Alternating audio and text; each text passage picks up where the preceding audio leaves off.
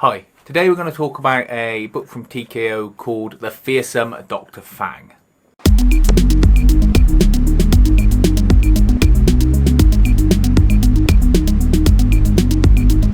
Fearsome Dr. Fang is a book from TKO. It follows the sort of pulp adventures of a group of adventurers led by the Fearsome Dr. Fang. It has inspiration from various areas such as obviously 1920s serials, Indiana Jones, amongst other things. Let's have a look at the book and we'll talk a bit more about the story while we're doing that. So this book is written by Zi Chung and Mike Weiss. It's got art by Dan McDade and the colour is by Daniela Miwa. Same person who did Pound for Pound, which I've also reviewed on this channel. Another, obviously, a sort of stalwart at TKO. This book is the larger TKO size, so it's a softback, but it's actually the size of the hardcover on a deluxe edition or an omnibus. So you get more page for your money.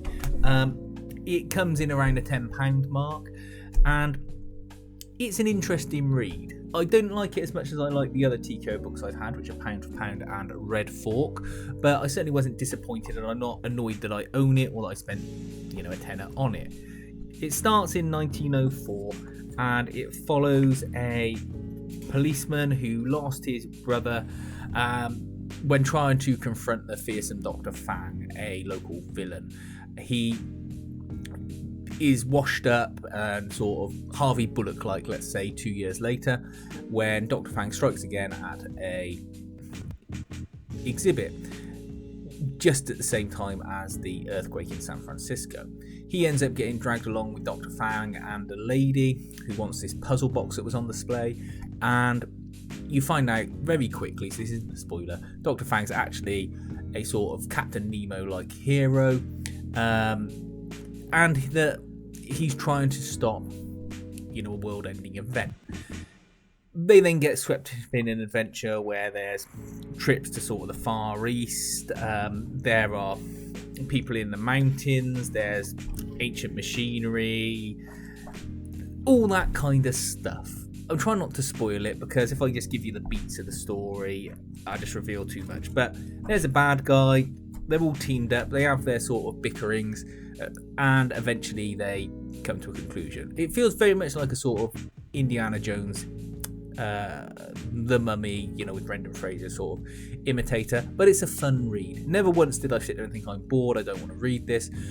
I wouldn't say it's my favourite TKO book, it certainly isn't. I enjoyed Pound for Pound because it's just more up my street, but it's got some lovely art in it, really sort of well laid out and creative, the way they do their panel work. You'll see that it's not just sort of nine panels pages or anything like that.